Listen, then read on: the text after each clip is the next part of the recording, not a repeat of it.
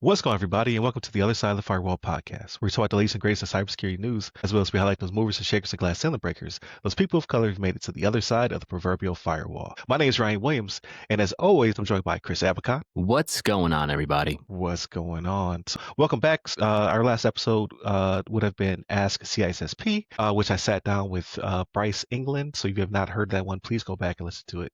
Conversations about leadership and kind of where cybersecurity is and how it potentially should be going in order to be a more inclusive and better industry, so to speak. So definitely continue to check us out. We're on WDJY 99.1 FM in the Atlanta metro area, simulcast on the TuneIn app so you can hear us worldwide, as well as we are on, of course, YouTube, your podcast platforms of choice, Repton Tech, and Black Tech Plus. So definitely check us out there as well for curated content. But without further ado, I give it to you, Chris, for the first topic. Absolutely. So for our first topic, we've got the Anthropic warns state-linked actor abused its AI tool in sophisticated espionage campaign by David Jones out of the cybersecuritydive.com website. This is a really landmark blog and really a next evolution into AI and cybersecurity and really the adversarial use of AI in that sense, right? So in a blog post published on Thursday, Anthropic said that a state-linked actor manipulated one of its agentic AI-based coding tools to conduct espionage, right, against 30 organizations across the globe. So this is actually, when you think about it, this is unprecedented because they've utilized the Claude Code AI agent to work on their behalf and target actors from large technology firms, financial institutions, and government agencies. Right? This is absolutely unprecedented. So between 80 and 90% of the attack was conducted by AI, according to Anthropic, who published the blog. Anthropic says so think about it, 20 to 10%, 10 to 20% of that specific cyber attack were decision points made by humans. The rest of it, 90% was automated. So Anthropic said they banned a number of accounts linked to the attack, and they added some frameworks around the Cloud Code tool. But the way it works, right, is that they jailbroke the Cloud Code, and then it allowed them to bypass its built-in railguards. And what they're saying is that the cloud itself worked on their behalf. Anthropic definitely acknowledges this and realizes that, hey, this is unprecedented. They've gone and done the due diligence surrounding that. But again, this is one of those attacks that can only be really completed and done by state actors like North Korea, Iran, China, and things like that. But looking into the actual blog itself, right? I'm looking at the diagram that they provided. So they really spell out the phases in which the human operator and the Claude code worked out, right? So they utilize something called the MCP servers, which are called to the platform actions rather than data, right? So there's a phase one where the human reviews and analyzes, right? Phase two is where they use Claude to attempt exploits and validate the callbacks, right? So that's just validating if they can get to something, right? And then the human reviews the actions in phase two, reviews the potential findings and further actions. And phase three is where they get into the exploitation tools. They get to they get within the system. They do the internal recon, right? And they obtain credentials and data. And then from there, it's a wrap, right? They've got privileged escalation. They've got access to all sorts of stuff, all done through agentic AI, right? Again, this is very unprecedented, and that this is apparently the first publicly published use of agentic AI in a cyber attack. So Ryan, what are your thoughts? A lot of unprecedented and crazy stuff happening. Yeah, so we're already there. Earlier, I'd say in the year or even last year, we are talking about how in the future we'll have these events where AI could potentially be jailbroken in this case and used against us. So we're already there. We're already seeing it. So Anthropic and Claude in this instance, well documented. But we've already seen links between North Korea, Iran, and China using Gemini to do the same thing, right? So it's the fear of the guardrails being taken off and these rogue agents being utilized by state actors. It's already happened, right? So we're just now catching up with the documentation, and trying to change course. So we're already years ahead of where we thought we'd be. I thought it's interesting that it's not fully automated, which is kind of bittersweet. So, right, like we always talk about, like you won't be replaced by AI, you'll be replaced by a person who understands AI, right? So even in this case, when it comes to bad actors, whether they're in this case they use their own custom attack framework, but if you look at something like MITRE ATT&CK or something like that, you're always going to have these inflection points when it comes to reconnaissance and scoping and changing targets and things of that nature. Same thing applies here, but then they're, boosted, right? They become even more deadly because of the ability to use these rogue agents. So, I mean, at this point, we have to fight fire with fire. Like there should be, hopefully MITRE sitting down, hopefully NSA, CISA, and other corporations or entities used by the government are sitting down to figure out how do we better defend ourselves, because it's already too late, right? Because a couple weeks ago, I think it was me and Shannon, we discussed how OpenAI, they found rogue agents out there where they're basically, there's a window where you can use an old version of ChatGPT that you can bypass its guardrails, quote unquote, fairly easy, right? So it's just a matter of finding that specific version and then utilizing it to do something nefarious, or you know, do things it's supposed to stop itself from doing. So it's already happening, people. Like we're already 5, 10 years further than we thought we would be. So it really just is a matter of, figuring out how do we combat these rogue agents and detect them faster. So interesting stuff, to be honest with you. Yeah, very very interesting, and I think kind of lets us walk towards the next article, right? Which kind of makes sense as AI proliferates its way into the just the general workforce itself, right? So our next article is from Tech.co by Connor Colley, and it's titled "Cybersecurity Firm Deepwatch Fires 1/3 of its workforce for AI." 1/3 of its workforce. So Yeah, there's I got a lot to say about this. yeah, and first of all, first off, I'm just gonna say yikes. That's a lot. But it's saying the article stating that essentially the announced layoffs, Deepwatch is the cybersecurity firm, announced layoffs, and it will impact 60 and 80 employees. So that's not a big company. It's about 250 something employees. So to me, I've got thoughts as well, but I'm going to go ahead and talk about the key takeaways here real quick. The company noted that layoffs were because they want to accelerate quote, to accelerate our significant investments in AI and automation. Suspicious, right? And then the layoffs, and the article also talks about the layoffs being as the growing number of businesses in 2025 that are restructuring their workforce in response to AI, right? And so the article does talk about one, in 2025, there's a few jobs that are safe from AI, right? And then they join a dozen tech firms that are trimming down the workforce because of AI. And then the CEO even talks about a lot, quote, aligning the organization with our significant investments. But my favorite part of this article really comes to the employee response, right? A lot of them are talking on going to LinkedIn, and then one even a quote saying, they're doing something with AI and the agentic AI, but it sounds like BS, right? According a current employee to TechCrunch, right? The article then talks about the other industry examples where Amazon announced it would be letting go of 14,000 employees, Microsoft removing 6,000 employees, and Salesforce bragging, CEO Mark Benioff bragging about reducing company workforce from 9,000 to 5,000 thanks to AI. Ultimately, they say AI is putting jobs at risk, whether through avid investment or full-on role replacement. Long story short, in my opinion, I think that these layoffs are less about agentic AI and more about saving money, right?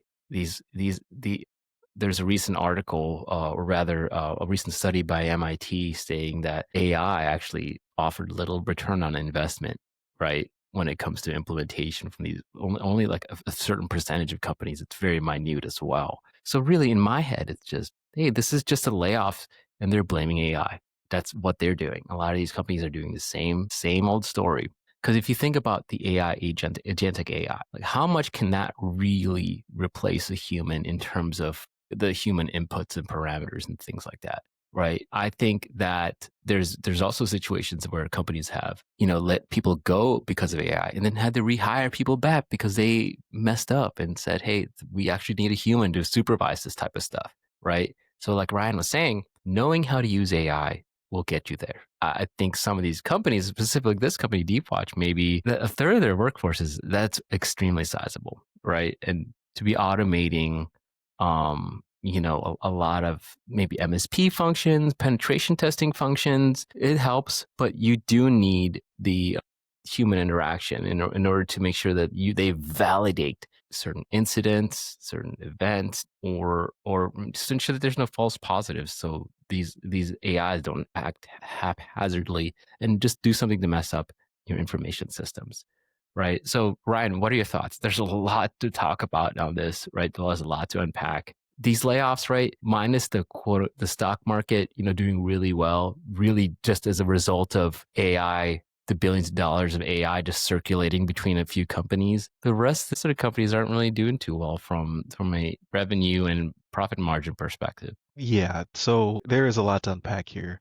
Um, it's AI washing, right? I cut right 100%. to it, cut right to the chase, right? The thing is, like, so if you are NVIDIA or Microsoft or, any of these larger entities, right? Your $1 trillion valuated companies, I can see you using the guise of AI washing.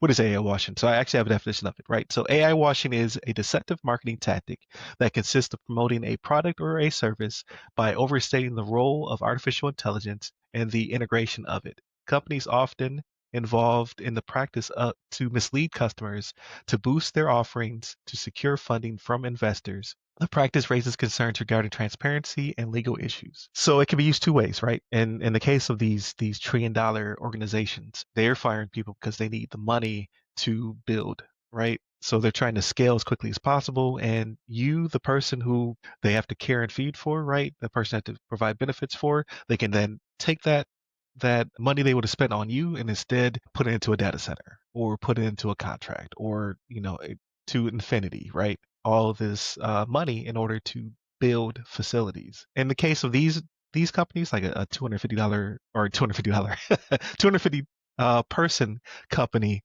they're using it as a shield to shed headcount, right? In my opinion, like maybe there is some AI in the background or what have you, but again, like you said, the ROI is not demonstrating that. Like these companies that do invest in AI are not getting the money back. So in common business practice, if an investment doesn't pan out, then you pivot, right? Because you don't want to go under.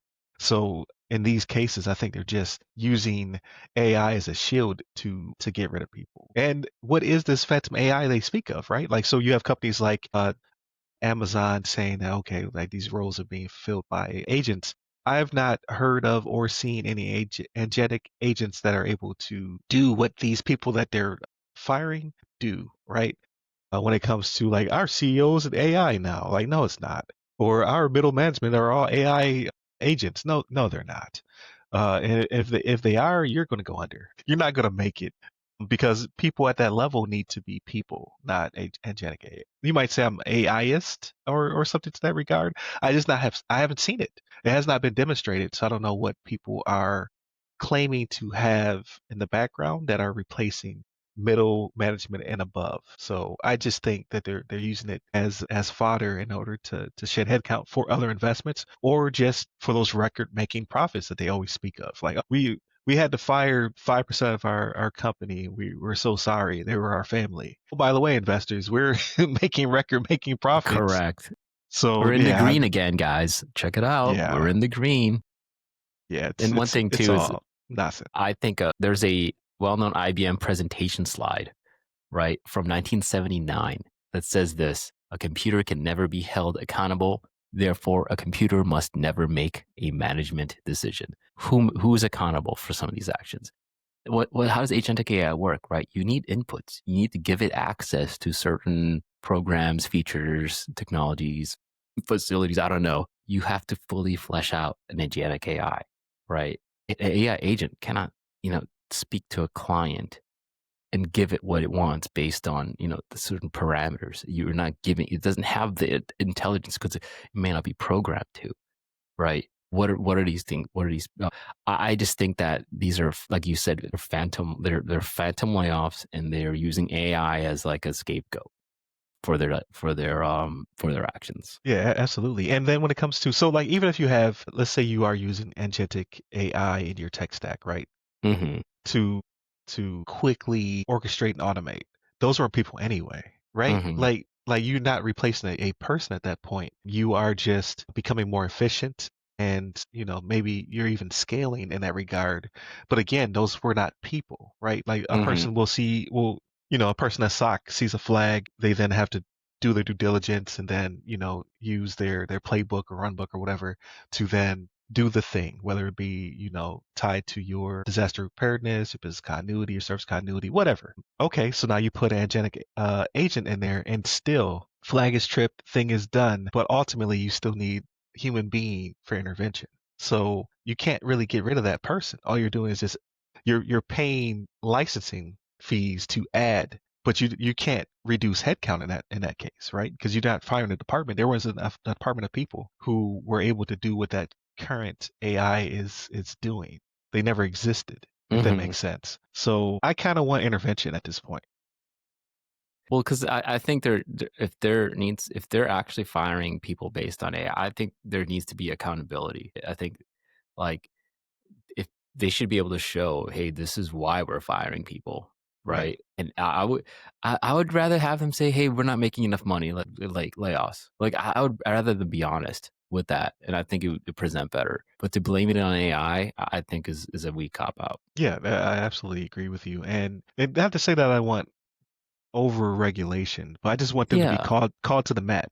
They don't have to go before Congress or something like that. Like I don't know if like the SEC or someone, but someone has to just be able to like, okay, you've shed this many people. Now why? Like Hmm. what did you actually purchase, or what did you actually have to divert funds from? Like show me the AI in this equation. And I guarantee you like 80% of it like doesn't exist. But I digress. I could be wrong. Excellent. Like I'd love to have somebody come on the show to break it down. I'm not seeing it, but again, maybe it's just I'm not the CEO of a $1 trillion company. So Exactly. With that being said, I think now we're going to be for our next article, we're pivoting towards government shutdown and reopening news, right? So this next article comes from federalnewsnetwork.com by Justin Doubleday, and it's entitled Congress extends CISA, not like this is not the CISA that we know, CISA, CISA 2015, but path to long-term reauthorization remains murky. So what is CISA 2015? It is actually the Cybersecurity Information Sharing Act of 2015 through the end of, so they've extended the provision of this act through the end of January in line with the government shutdown, or rather the reopening of the government as of this week, right after this recording. So the CISA, again, this is already confusing because it shares the name with the Cybersecurity Information Agent. CISA provides privacy and liability protections to encourage companies to share data about cybersecurity vulnerabilities and threats. So I do want to talk about the sharing aspect. This is actually a sharing measure for public and intelligence between public and private companies. Rather, private companies and government entities, right?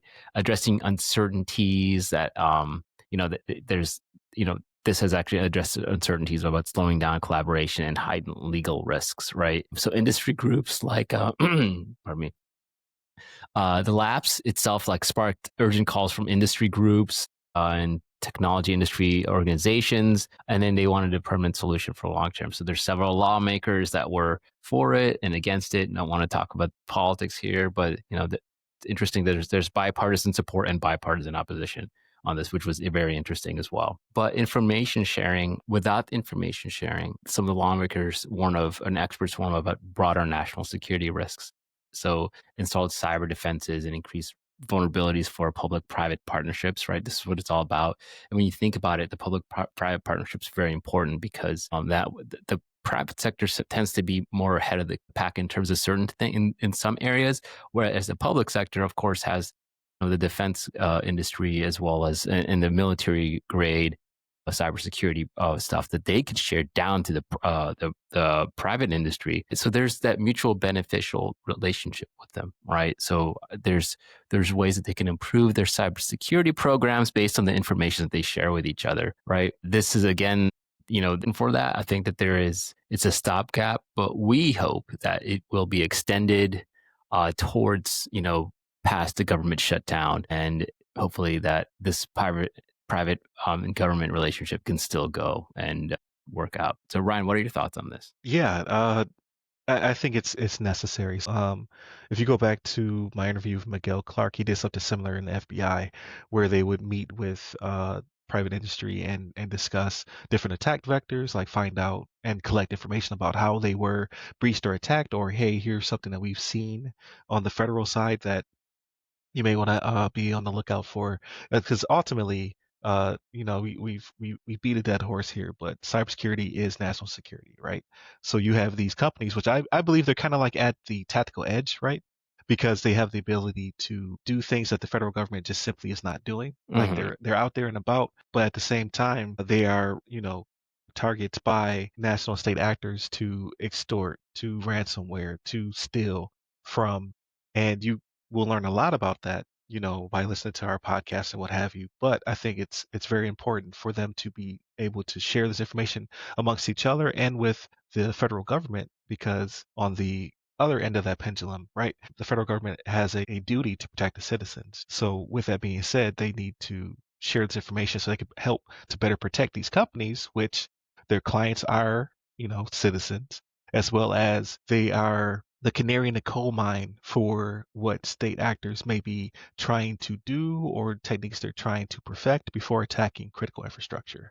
So I think it just makes sense to have this information sharing or this pipeline. And I can't see like bipartisan for, I definitely see bipartisan against. I don't quite understand, but it may be an issue that is necessarily not what they do, but maybe it has something to do with funding, because I don't really see what you stand to lose by facilitating information sharing in this regard. It just doesn't make sense to me. I think the article does talk about certain provisions with the act that some may see as murky. So again, we haven't read the entire authorization, but I think that's the argument about it, right? It's like when politicians tend to package in certain things with Hmm. laws. Yeah, let's Maybe just throw in these kickbacks real yeah, quick. or it's what's the term? Yeah, it's the pork barrel spending, all the Hmm. maybe the additions and DLC content. Stuff that doesn't even make sense. Exactly, right. So there's that at play as well. Yeah, so I can see that, like maybe there was something added to the bill or something they wanted Hmm. to slip into the bill, and they were kind of upset about that. I wish, like, there used to be this thing which I guess was kind of not constitutional, was redlining, right? Like they were not. There's two different types of red lines, but in this case, the non-impactful one on people of color was that they would just simply strip things from the bill. Right, they would get Right. to some either the president or someone beneath them, and they just be like, "Well, this is out, this is out, this is out," and we passed the bill. But that's not necessarily, constitutional. So I think a lot of stuff does slip through. Like, oh, you want to feed kids? Well, you also have to, whatever we want to add to this bill to pass it, which I just don't like. But at the same time, it's probably existed since the beginning of America. Right. It's like you have to completely change the system in order to keep it from happening. So what am I to do about that specifically? But no, I hope it does continue. Like, of course, it's only until the next vote, which is crazy to me, right? It's grand opening, grand closing. Like we just, how can we keep going through this cycle and not go insane? I don't know. Like it's affecting people's everything, whether it be their jobs, their healthcare, their it's it's just a lot of waste. by opening Indeed. and closing the government over and over again. But I digress, right? But yeah, very interesting. We'll see. Again, yeah, you're right. The name convention is crazy. CISA being used for multiple things is kind of Right. wild, but what are you gonna do? The government and their acronyms, they just can't decide. Right. But with that being said, Chris, how was your week or couple of weeks? My weeks have been pretty relaxed, right, actually. Just family. There's family traveling and coming into town, right, from both sides. We're meeting up with them, and having food, multicultural food. Like I've got family that's or in-laws that are in-laws of in-laws, right, that are like Greek and Balkan, right. So we have a diversity of food. It's really fantastic. At the family get together. So that's great. Been from the entertainment perspective, sports, of course, still deep into dynasty and fantasy. There's a lot of good games happening. Vikings, Shannon was in the call, but Ravens beat the Vikings last week. So I mean, I kind of expected that better defense and just overall package. So it's well, but JJ McCarthy's back. I mean, hopefully his playing steps it up. But again, it's his first full year, right? Or rather, year playing. So that should be exciting to see how he pans out within the next few years. I think there's a lot of pressure on young quarterbacks to perform in their first year. But like you got these second year quarterbacks like Drake May just absolutely killing it now on the Patriots end. So that's fantastic to see. There's basketball. The NBA started back up at some point, Mhm. but like I don't follow the NBA until the playoffs, right? I just hope that the Timberwolves are in the playoffs and I root for them, right? But Got you. it's Yeah, just I'm a Knicks fan. We've been yeah, killing it. yeah, Like Knicks I have been doing really well, absolutely. But it's, I don't know, like something about in modern NBA, like not to brag, like obviously basketball players are so talented, but the game is geared towards the threes and the long distance shooting and stuff that's like that. Steph. It's all So Steph, right? yeah, they said Jordan messed up the game when he came in, which I Hmm. disagree. He made it way more I think entertaining. I think he elevated it, right? Yes, exactly. But yet Steph did mess up the game. And people are shooting from half court now. You're like, come on, man. Yeah, and but the thing is, like, I think the coaches and they've done the numbers and they've done the analysis, right? It just from the statistics perspective, it wins games at this point, right? So it's been kind of a shootout fest. I just miss the old post days, like in the 2000s, 90s, where you've got the big guys, Tim Duncan, you've got prime Shaq, just absolutely dominating the post, right? I Bodying miss people. yeah. And also, I was watching a game recently. I think it was like a random game. Some of my family, they're Greek, right? So they watched Giannis. Right? I was watching the Bucks in Charlotte, and it was like everything was a foul. Like everything was just the Yeah, no, slightest there's touch. no I'm like, physicality. there's no Yeah. physicality at all. And I'm like, is that, and also I think that basketball. This is become a kind of rant on basketball, but it's like you've got people flopping now. It's not like soccer, right? Where people Yeah. are Yep. flopping day and night, but it's like they're shooting, right? Because it's a strategy. They're shooting to draw fouls versus, hey, I'm trying to shoot because I want to get the basket in, Or they right? try and get 4 points. And like, Or at least get to the line. Yeah. I think that drawing fouls and like the whole entrapment of getting fouls, I think needs to go away for any casual watcher like myself for it to be enjoyable. Yeah. This is the same Right. thing in football right now, right? When it comes Yeah. to QB protection. Right. Like I don't want to see QBs get rocked all the time, but Yeah. sometimes they deserve it. And you basically can't touch them. Like you Hmm.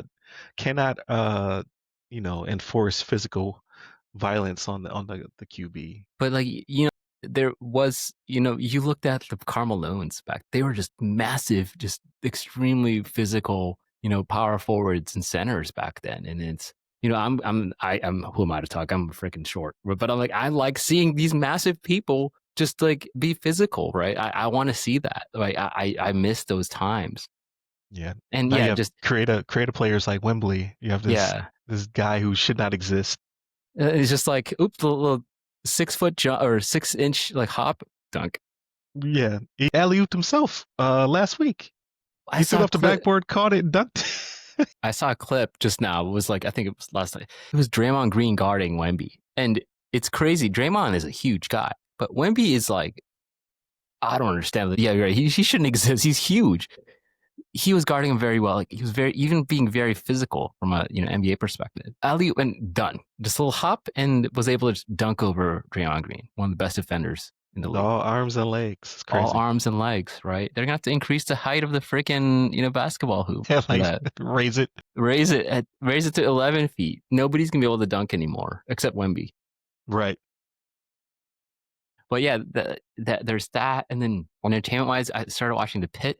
Right, Okay. very Yeah. good. It's good, right? It's really good. And you know Yeah. what? The first thing I was like, "Yo, Filipinos, let's go." Yeah, the nurse core in there, The yeah. nurse, but that's the thing. Like, I'm glad. Like, I think they covered it a while ago, but this is like one of the first like shout outs to Filipinos in the nurse corps, right? Okay.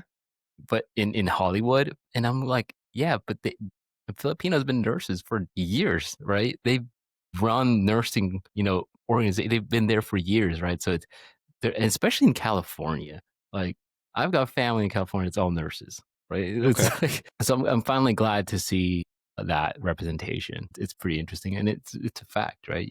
Everybody's got their Filipino mafia in these little hospitals. So it's glad to see that being represented appropriately by Hollywood. And then on the video game end, I've been playing World of Warcraft Legion Remix, right? Okay. That's so much fun. It's a temporary event, time gated event where you're playing like overpowered characters. Like it's essentially an arcade mode. I think I may have talked about it in the past, but it's got like 60 some days left, but it's so much fun. It's the most fun I've had on a game in a long time, right? It's just fantastic. Your characters are overpowered and you can level really quickly. And you're familiar with Diablo, right? Like Yes. you Yeah. get the keys. You can push the keys like for dungeons and make it more exponentially difficult, right? That's been a lot of fun, right? Doing that stuff as well, right? And there's always the online game aspect where you talk BS, but that's always fun as well. Right. Right. So Exactly. that's been my week.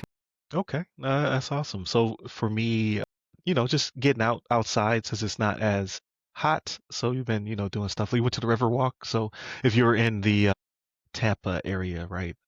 Go downtown, there's the river walk, and there's a bunch of restaurants, and you got amateur works, so you get some really good food. There's a place called Ling's, man. We had hit that place up twice. So Ling's does dumplings, man, so good. Chef's kiss on that one. We'll have to check it out. Lings.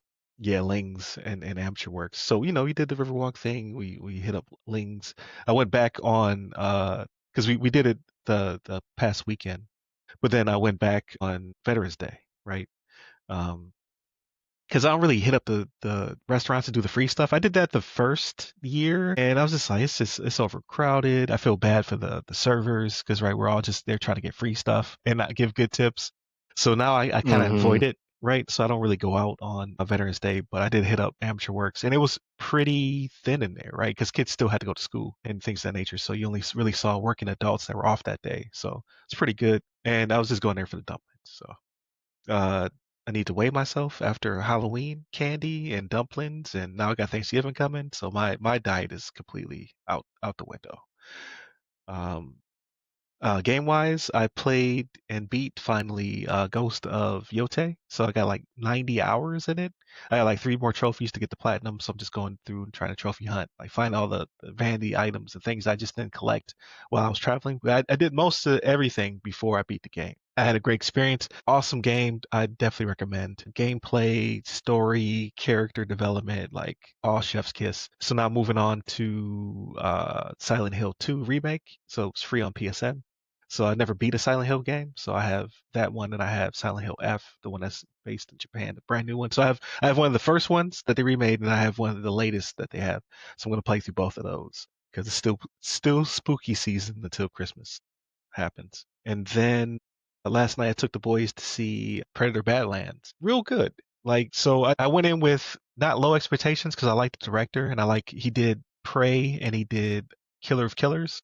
So he has a really good record so far when it comes to Predator movies. But Predator franchise, man, it was a decade where they just did not make good movies. So I like Predator 1. Predator 2 was okay.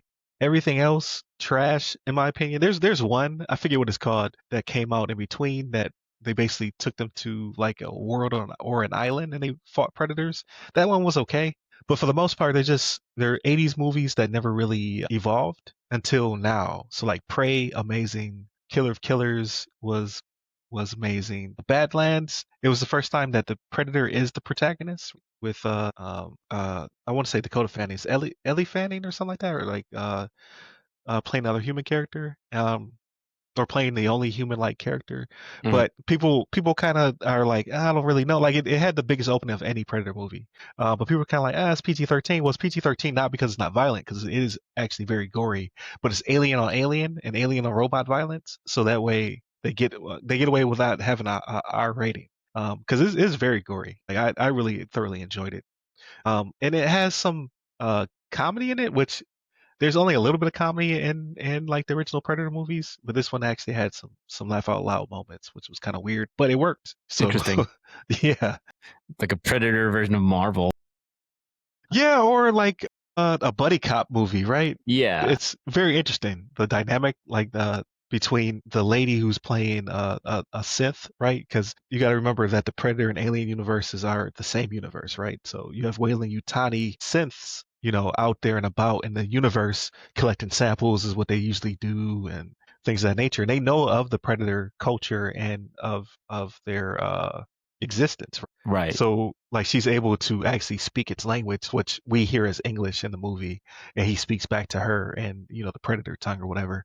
But usually predators don't talk; they're just out there just killing. But this is a fresh take, right? This is a predator on its first hunt, so like he's a little bit more green than we usually are used to seeing. So I thought it was pretty good. But that's pretty much it for me, man. Like Awesome.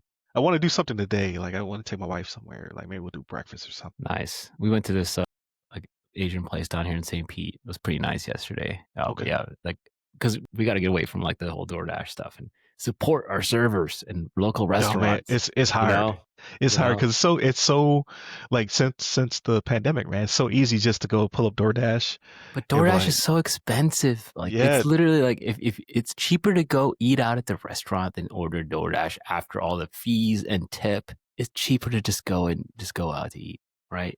very true. Yeah, but it's I get to sit in my house. Yeah. But yeah, there is something to say about just getting out though, right? Because we went to Texas Roadhouse, right? Not trying to bash it. If Texas Roadhouse would like to sponsor us, we'll take it, right? Yeah, right. But it's not a Ruth Chris or Yeah, or man, Burns. Ocean Prime or Burns or something like that, right? But we just went there. It's just something about getting out the house and being around people and just having a meal is still an experience as opposed to watching Survivor on your couch, eating the same food because you door dashed it. So there No is doubt. something to be said about that. But thank you all for tuning in to this episode. Again, you can hear us on your podcast platform of choice. I try to post on Tuesdays or Wednesdays, and then that is then put on Reptim Tech. It's put on Heroes Media Group. We're now on Black Tech Plus, which is awesome. I'm humbled and honored to be on there with all of the other curated content. But then, of course, if you're listening to us on the radio, you can hear us on WDJY 99.1 FM, the Atlanta metro area, simulcast on the TuneIn app worldwide. So we're also out there, out and about. You can hit me up personally. I'm at RyRy Security Guy. That's RYRY Security Guy on LinkedIn. But I also have a personal branded page, RyanWilliamsSenior.com. So check me out and all of my projects and what have you. And then, of course, this is a RAM product, right? So go to ramcyber.io for all of my listed services, and you can check out the podcast and pick up the guide, The Other Side of the Firewall, as well. And what about you, Chris? And you can find me on LinkedIn under my name, Chris Avicon, last name spelled A Bacon. There it is. Stay safe. Stay secure.